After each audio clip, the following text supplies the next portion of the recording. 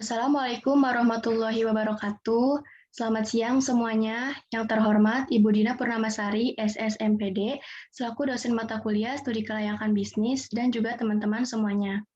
Pada kesempatan kali ini, kami dari kelompok 3 yang beranggotakan saya sendiri, Devi Rahmatika, Arum Budiati, Ika Saputri, Linda Cahyaningrum, dan Desi Nurrahmawati. Di sini kami ingin mempresentasikan laporan riset studi kelayakan bisnis pada konter Anelasel di Kecamatan Kalideres. Poin-poin yang akan kami bahas yaitu pertama, pendahuluan, kedua, landasan teori, yang ketiga, pembahasan, dan yang keempat, penutup. Yang pertama yaitu pendahuluan, berisi latar belakang, rumusan masalah, dan juga tujuan penulisan. Pertama, latar belakang yaitu pengertian studi kelayakan bisnis. Jadi, studi kelayakan bisnis merupakan suatu penelitian tentang dapat atau tidaknya suatu bisnis itu dilaksanakan. Dan yang kedua, pengertian UMKM. UMKM merupakan singkatan dari usaha mikro kecil dan menengah, yaitu bisnis yang dilakukan oleh individu, kelompok, badan usaha kecil, maupun rumah tangga. Selanjutnya yaitu konter Anelasel. Jadi konter Anelasel ini merupakan salah satu contoh usaha kecil UMKM yang lokasinya di Kalideres, Jakarta Barat. Konter Anelasel ini menyediakan banyak jenis produk, mulai dari pulsa seluler, voucher internet, token listrik, kartu perdana, dan aksesoris handphone. Selanjutnya yaitu rumusan masalah dan tujuan penulisan yang akan dijelaskan oleh Arum Budiati. Rumusan masalah. Yang pertama, bagaimana profil usaha Anelasel. Dan yang kedua, bagaimana aspek-aspek Anelasel layak atau tidak usahanya berdasarkan studi kelayakan bisnis. Tujuan penulisan. Yang pertama, untuk mengetahui profil usaha Anelasel. Yang kedua, untuk mengetahui layak atau tidaknya usaha Anelasel berdasarkan aspek-aspek studi kelayakan bisnis. Selanjutnya akan dijelaskan oleh Ika Saputri.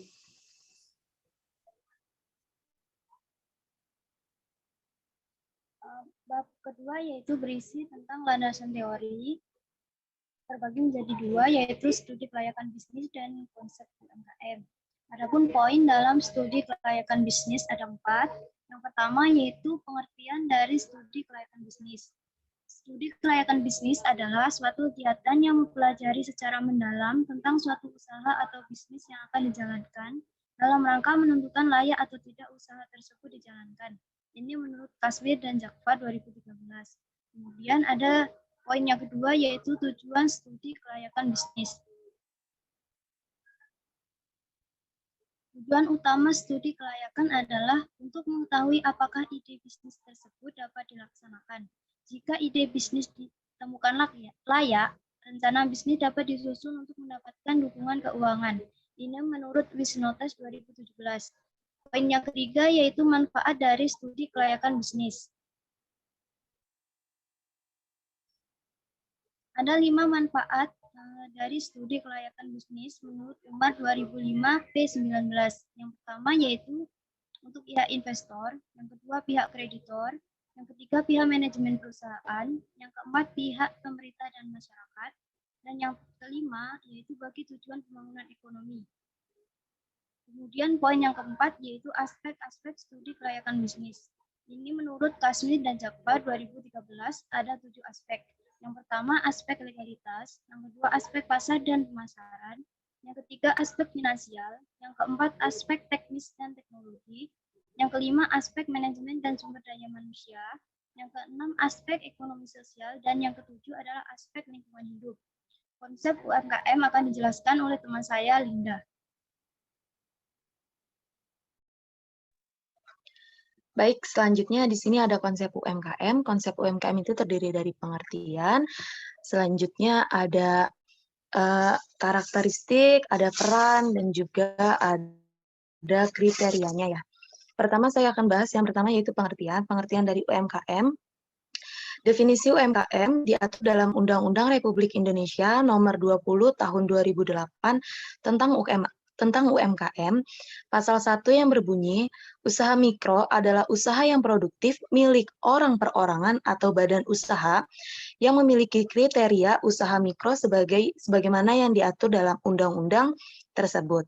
Selanjutnya, usaha kecil adalah usaha ekonomi produktif yang berdiri sendiri yang dilakukan oleh orang perorangan atau badan usaha yang bukan merupakan anak perusahaan, bukan anak cabang yang dimiliki, dikuasai atau menjadi bagian, baik langsung maupun tidak langsung dari usaha menengah atau usaha besar, yang memenuhi kriteria usaha kecil sebagaimana yang dimaksud dalam undang-undang tersebut. Selanjutnya di sini ada kriterianya, kriteria dari UMKM, yaitu pertama, usaha mikro adalah usaha unit usaha yang memiliki aset paling banyak 50 juta, tidak termasuk tanah dan bangunan tempat usaha dengan hasil penjualan tahunan paling banyak sebesar 300 juta. Selanjutnya yang kedua, usaha kecil adalah usaha kecil dengan nilai aset lebih dari 50 juta sampai dengan 500 juta, tidak termasuk tanah dan bangunan tempat usaha, memiliki hasil penjualan tahunan lebih dari 300 juta hingga maksimum 2.500.000. Dan yang ketiga yaitu usaha menengah adalah perusahaan dengan nilai kekayaan bersih lebih dari 500 juta hingga paling banyak 100 miliar hasil penjualan tahunan di atas 2,5 miliar. Sampai paling tinggi 50 miliar. Menurut Firmansyah 2019. Selanjutnya di sini ada peranan dari UMKM. Peran dari UMKM itu sendiri, dia itu lebih menyerap paling banyak tenaga kerja daripada usaha besar. Yang kedua juga UMKM berperan memberikan kontribusi terhadap pembentukan dan pertumbuhan produk domestik bruto atau PDB paling besar dibandingkan kontribusi dari usaha besar. Nah, selanjutnya di sini ada kriteria dari usaha mikro. Yang pertama yaitu kriterianya, yang pertama yaitu sistem pembukuan yang relatif administrasi, pembukuan sederhana dan cenderung tidak mengikuti kaidah administrasi pembukuan standar. Yang kedua yaitu margin usaha yang cenderung tipis, mengingat persaingan yang sangat tinggi. Yang ketiga yaitu modalnya terbatas. Yang keempat, pengalaman manajerial dalam mengelola perusahaan masih sangat terbatas. Yang kelima yaitu skala ekonomi yang terlalu kecil sehingga sulit mengharapkan untuk mampu menekan biaya mencapai titik efisien jangka panjang. Selanjutnya akan dibahas oleh teman saya. Selanjutnya yaitu pembahasan. Di pembahasan ini ada 4 poin yang dibahas, yaitu yang pertama profil usaha counter Anelasel, yang kedua visi misi usaha, yang ketiga produk counter Anelasel, dan yang keempat aspek-aspek yang dibahas. Yang pertama yaitu profil usaha counter Anelasel. Nama produknya yaitu usaha counter Anelasel. Untuk pemilik usahanya yaitu Catur Wahyuni. Untuk bidang usahanya yaitu perdagangan pulsa seluler. Untuk jenis produk yang dijual seperti pulsa, token listrik, aksesoris handphone, dan kartu perdana. Mulai berdirinya counter ini yaitu sejak tahun 2015. Untuk alamat usahanya yaitu berada di KP Pangkalan RT 002 RW 006 Semanan Kalideres Kota Jakarta Barat.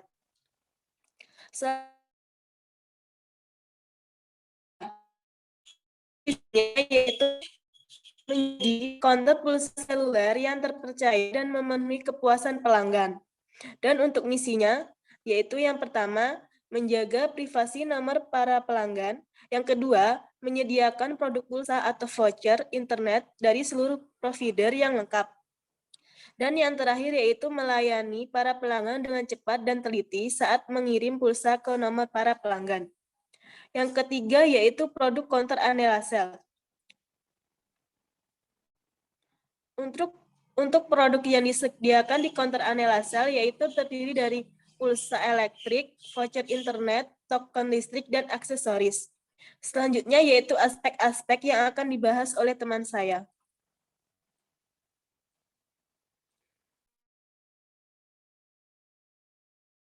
Aspek-aspek yang dibahas yaitu pertama aspek legalitas. Jadi aspek legalitas ini merupakan aspek yang membahas kelengkapan sah atau tidaknya dokumen perusahaan, bentuk badan usaha, dan izin-izin yang dimiliki. Nah, di sini sudah ada foto dari surat izin yang dimiliki oleh Counter Anela-Sel.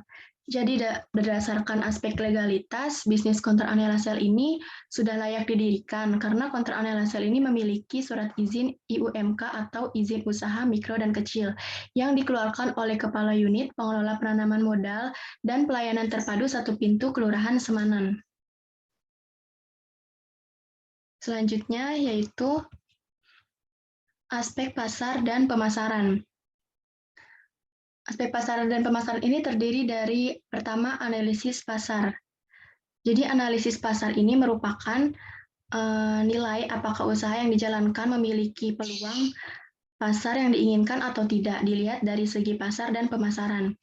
Pertama, analisis pasar. Pada usaha Counter Anela-Sel ini mempunyai potensi sangat besar karena tingkat masyarakat yang semakin lama semakin bertambah dan kebutuhan masyarakat akan teknologi yang semakin meningkat dan semakin berkembang. Dengan adanya teknologi-teknologi yang sangat canggih, khususnya handphone, maka persaingan bisnis Counter Anela-Sel ini juga sangat ketat karena banyaknya pelaku usaha yang terjun di dalam bisnis yang sama. Selanjutnya yaitu analisis persaingan yang akan dijelaskan oleh Arum Budiati. Analisis persaingan. Yang pertama adalah kekuatan. Usaha ini mampu memenuhi perizinan usaha. Selain itu, ownernya profesional dan sangat ramah. Dan produk yang dijual tidak hanya pulsa saja, melainkan ada kartu perdana, paket data, voucher data, token listrik, transfer bank, dan aksesoris. Yang dua, kelemahan. Usaha ini mudah ditiru masyarakat dikarenakan zaman sekarang sudah canggih dan apa-apa sudah menggunakan pulsa maupun paket data. Sehingga akan adanya bisnis-bisnis baru yang menekuni usaha yang sama seperti Anela-Sel ini. Yang ketiga, peluang. Peluang dari bisnis ini yaitu mampu membuka tagihan lain seperti top up dan speedy. Selain itu, bisa membuka counter dengan 24 jam. Juga dapat memperluas wilayah pemasaran dengan meningkatkan promosi di media sosial guna mencapai pasar global. Yang keempat, ancaman. Ancaman dari usaha ini yaitu banyaknya pesaing yang harus bertambah dilihat dari masyarakat yang mengikuti pertumbuhan zaman seperti ini. Selanjutnya akan dijelaskan oleh Kak Saputri. Sekarang saya akan menjelaskan yaitu analisis strategi pasar yang terdiri dari 4 poin. Yang pertama, poin geografi. Counter Anela-Sel membuka usaha di sekitaran pemukiman warga dan sekolah supaya mudah untuk dikunjungi dan mudah diakses. Bisnis ini akan beroperasional hanya di daerah Semanan saja, melalui offline store dan media sosial luas, sehingga mudah dijangkau oleh para konsumen. Yang kedua yaitu demografi. Counter Anela-Sel dapat dibeli oleh semua kalangan, anak maupun dewasa yang sudah mempunyai alat teknologi yang canggih dan masyarakat dari mana saja yang dapat membelinya karena bisnis yang ditawarkan bukan merupakan bisnis khusus yang lainnya dapat dibutuhkan oleh kalangan tertentu. Yang ketiga adalah income segmentasi. Dibuat press list yang telah ditempelkan atau diletakkan di setiap kartu maupun voucher dengan harga jual pulsa mulai dari 7.000 sehingga para konsumen pun dapat memilih harga yang sesuai dengan budget mereka. Poin yang keempat yaitu promosi. Usaha Anela-Sel ini biasanya akan ada diskon dan promo jika ada potongan dari distributor karena harga token maupun lainnya sudah ditentukan dari distributor. Selain itu bisa juga dengan memberikan layanan 24 jam kepada customer serta menetapkan harga yang sesuai.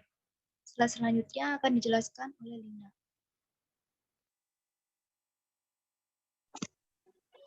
Baik, selanjutnya di sini ada target pasar ya. Target pasar dari Anela-Sel ini yaitu semua status kalangan masyarakat, terutama masyarakat yang sudah mempunyai alat teknologi yang canggih yaitu berupa handphone. Selanjutnya di strategi bauran pemasaran akan dijelaskan oleh Desi.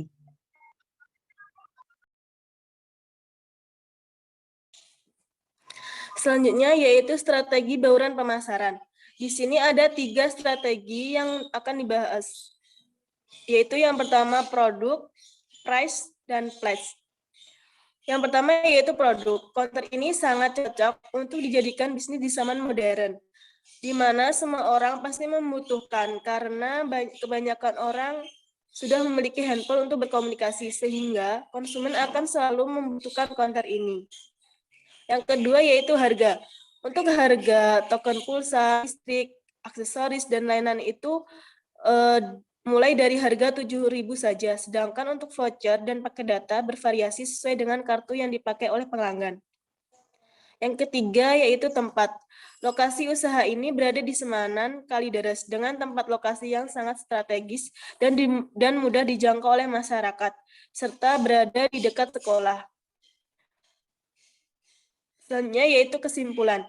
Kesimpulan dari analisis pasar dan pemasaran ini yaitu bisnis counter ini mampu memenuhi permintaan dan produk ini mampu menjangkau sasaran yang luas dan kegiatan promosi baik yang dilakukan secara online maupun offline. Selanjutnya akan dijelaskan oleh Devi.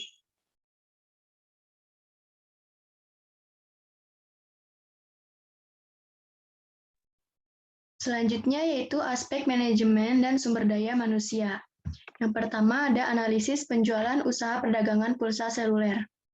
Jadi dalam menjalankan usaha perdagangan pulsa seluler ini, counter Anelasel beroperasi setiap hari dan mulai dari jam 8 pagi sampai dengan jam 11 malam. Selanjutnya yaitu analisis kebutuhan kerja yang akan dijelaskan oleh Arum Budiati. Yang kedua, analisis kebutuhan kerja. Jadi dalam menjalankan usaha perdagangan pulsa Ibu Catur Wahyuni hanya mengelola usahanya sendiri dan tidak memiliki karyawan dalam menjalankan usahanya ini. Selanjutnya akan dijelaskan oleh Ika Saputri.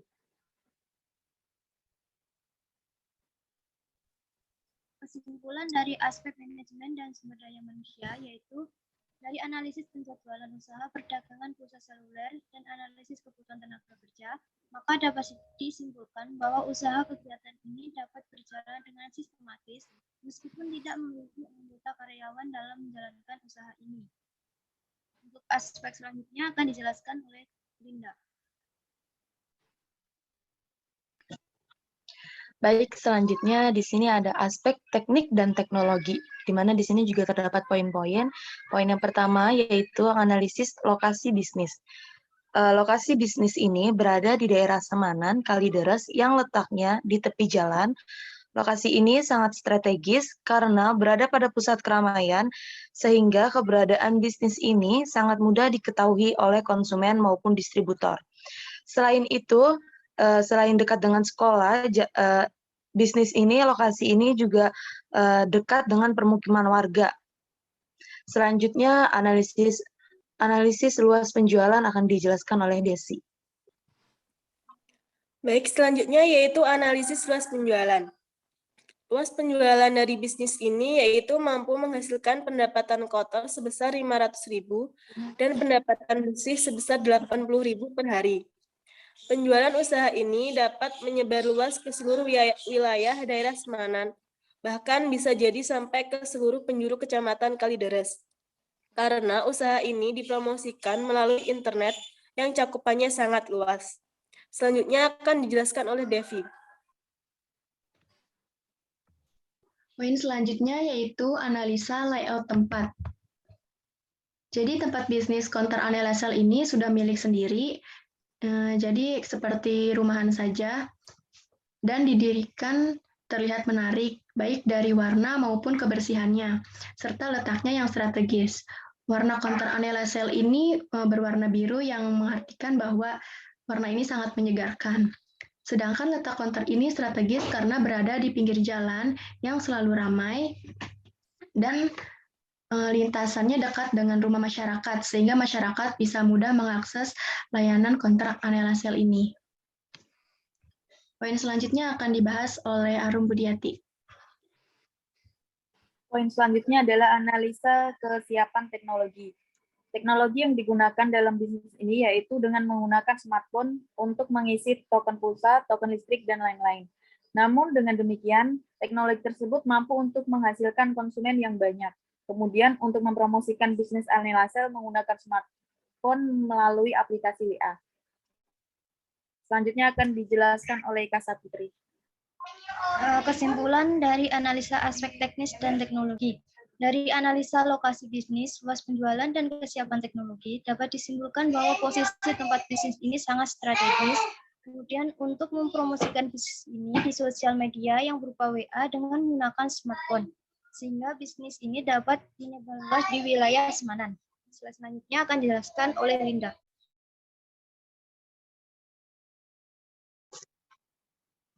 Selanjutnya di sini ada aspek finansial.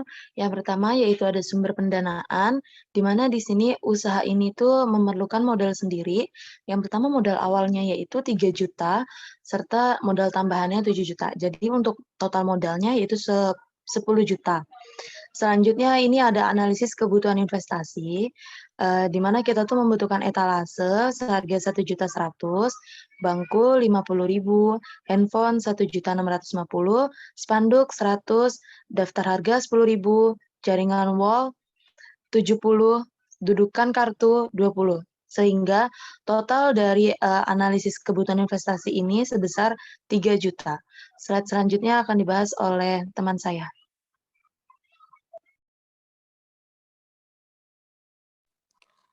Selanjutnya yaitu analisis pengeluaran investasi, pengeluaran tambahan. Di situ sudah terlihat ada 3 biaya tambahan, yaitu biaya operasional dan modal kerja. Untuk biaya operasionalnya sendiri terdiri dari listrik dan wifi. Untuk listriknya 400.000 dan untuk wifi 375.000. Jadi jumlahnya 775.000. Untuk modal kerja ada saldo, aksesoris, kartu perdana, dan voucher internet. Untuk total keseluruhannya yaitu 4 juta. Jadi total pengeluaran untuk modal tambahannya yaitu sebesar 4.775.000. Sehingga total pengeluaran Anelasel sebesar 7.775.000 rupiah dengan modal awalnya 3 juta. Dana yang tersedia sebesar 10 juta dengan sisa modal sebesar 2.225.000. Selanjutnya akan dijelaskan oleh teman saya.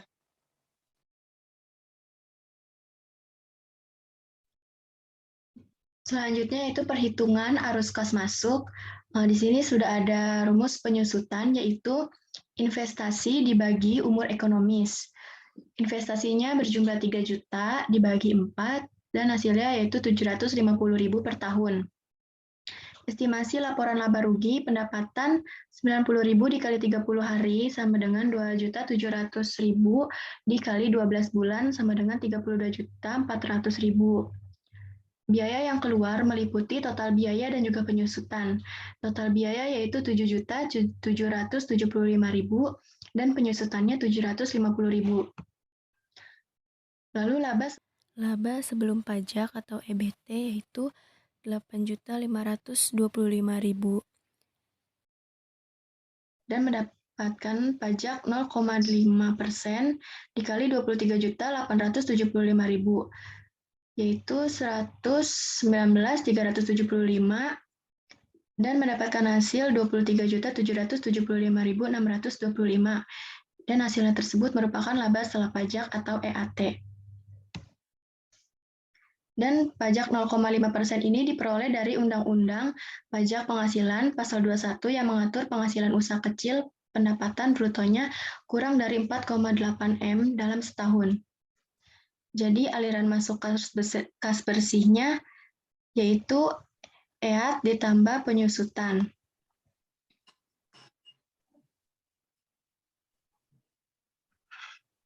Yaitu 23.775.625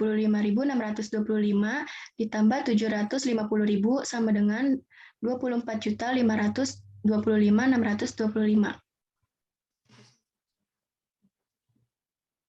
Selanjutnya itu akan dijelaskan oleh Arum.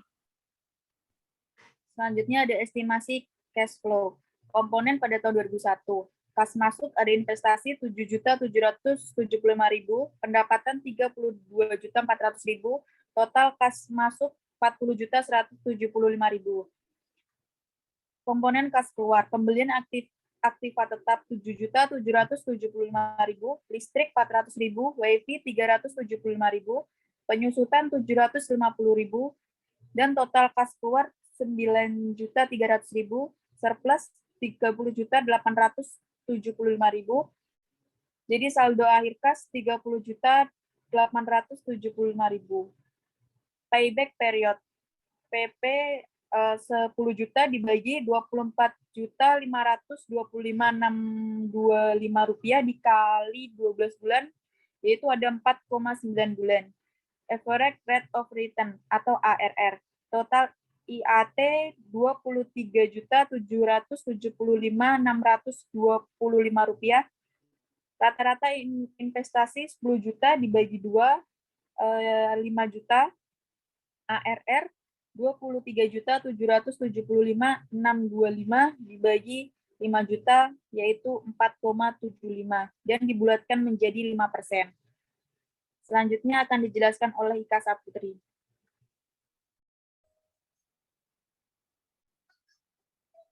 Yang ketujuh yaitu net present value, yang prosesnya sebesar 24.525.625 rupiah.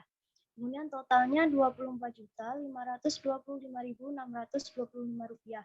Inisial cash flow-nya 3 juta. NPV-nya 21.525.000 rupiah 625.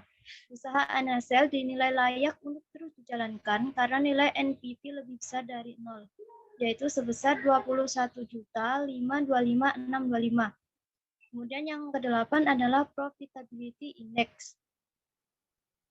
Untuk PI yaitu 21.525.625 dibagi 3 juta dikali 100%, yaitu 7,17%.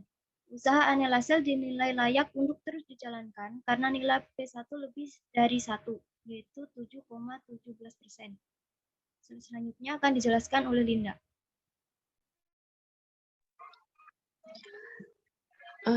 Baik, slide selanjutnya ini ada aspek ekonomi dan sosial, di mana di sini tuh ada dampak positif ekonomi. Dampak positif ekonominya itu yang pertama, membantu perekonomian keluarga karena bisa menambah pemasukan. Yang kedua, bisnis counter Anasel ini dijalankan di tempat pribadi dan bisa lebih menghemat pengeluaran biaya counter dari Anasel tersebut. Selanjutnya di sini ada dampak positif sosial. Yang pertama, membuka usaha di sekitar rumahnya. Yang kedua, warga sangat antusias dengan adanya Anasel ini. Yang ketiga, menyediakan kebutuhan warga. Selanjutnya di sini ada kesimpulan dari aspek ekonomi dan sosial. Counter Anasel mampu membantu serta menambah pemasukan dari keluarga Ibu Caturwahyuni dan tempat usaha ini memiliki pribadi. Jadi tidak memerlukan biaya tambahan untuk bayar sewa. Dalam menjalankan bisnis counter Anasel, Ibu Caturwahyuni masih memiliki waktu yang cukup. Slide selanjutnya akan dibahas oleh Desi.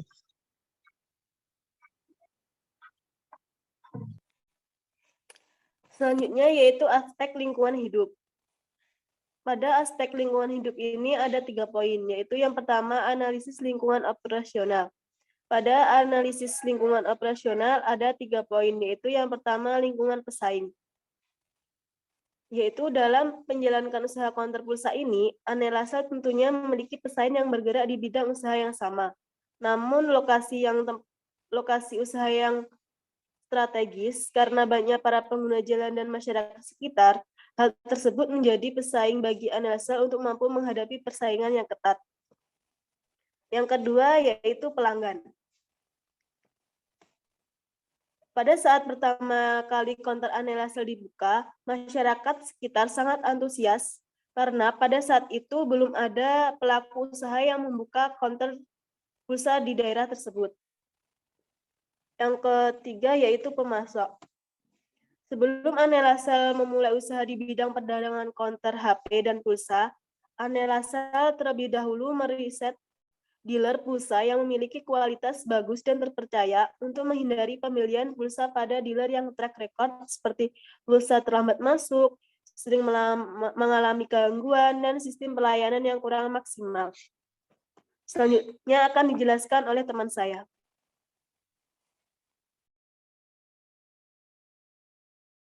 Selanjutnya yaitu analisis lingkungan industri.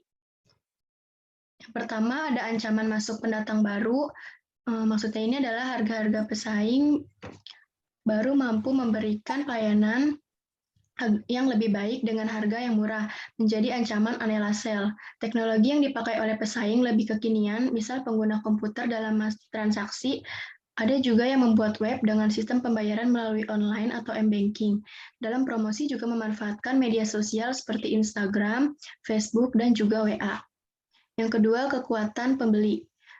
Produk pulsa elektrik atau voucher internet dan token listrik sudah menjadi salah satu kebutuhan masyarakat. Jadi kekuatan pembeli pada produk yang dijual Anelasel akan tinggi, karena Anelasel ini mampu memenuhi kebutuhan pembeli atau pelanggan. Yang ketiga yaitu kekuatan pemasok.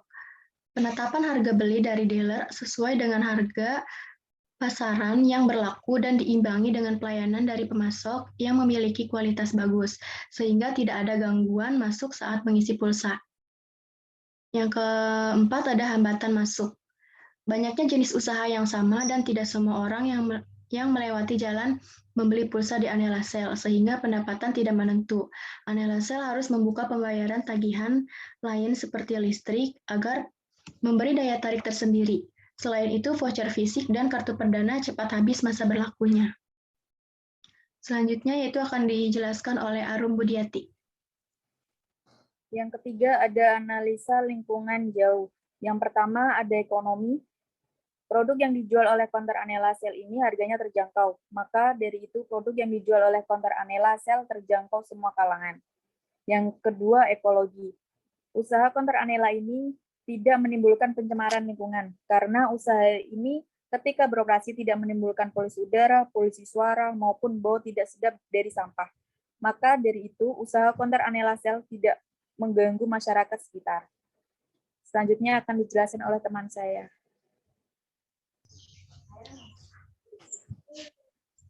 Yang terakhir yaitu kesimpulan dari riset kita. Anelasel merupakan salah satu konter yang berada di Kalideres dengan lokasi yang cukup strategis berada di pinggir jalan raya. Ada banyak produk yang dijual seperti aksesoris HP, kartu perdana, saldo HP, dan token listrik. Anelasel memberikan pelayanan yang baik dan cepat. Selain itu, jarang mengalami masalah trouble saat pengisian pulsa. Harga yang diberikan sesuai pasar yang berlaku. Setelah kita melakukan riset pada tanggal 30 Mei 2022, dapat kita nyatakan bahwa Anelasel adalah usaha yang layak untuk dijalankan, karena telah sesuai dengan 7 aspek studi kelayakan bisnis. Slide selanjutnya akan dijelaskan oleh Linda. Selanjutnya di sini ada potensi usaha. Potensi usaha dari Anelasel yang pertama yaitu konter Anelasel memiliki potensi untuk berkembang karena pulsa elektrik atau voucher internet serta token listrik merupakan sudah menjadi kebutuhan masyarakat. Yang kedua, bisnis pulsa seluler juga memiliki target pasar yang luas karena bisa menargetkan semua kalangan, mulai dari orang tua, remaja, sampai anak sekolah. Selanjutnya di sini ada usaha konter Anelasel juga memiliki resiko yang tidak terlalu besar karena produk yang dijual bukan produk yang mudah basi atau rusak. Selanjutnya di sini ada pengguna aksesoris handphone yang sudah menjadi kebutuhan pelengkap masyarakat pengguna handphone. Hal ini bisa menjadikan ide usaha untuk melengkapi produk yang dijual di konter Anelasel. Serta yang terakhir yaitu di sini ada berjualan memang menjadi taktik jitu untuk memperoleh penghasilan. Salah satu ide berjualan yang saat ini menguntungkan adalah usaha konter pulsa. Seperti yang diketahui dengan berkembangnya zaman, hampir setiap orang membutuhkan pulsa, di mana dengan itu mereka dapat berkomunikasi antara satu dengan yang lain. Apalagi di masa yang sekarang, yang memang hampir semua aktivitas yang dikendalikan lewat telepon genggam.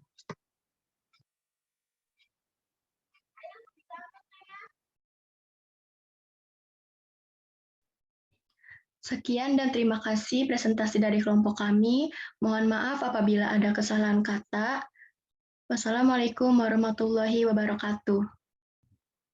Waalaikumsalam warahmatullahi wabarakatuh.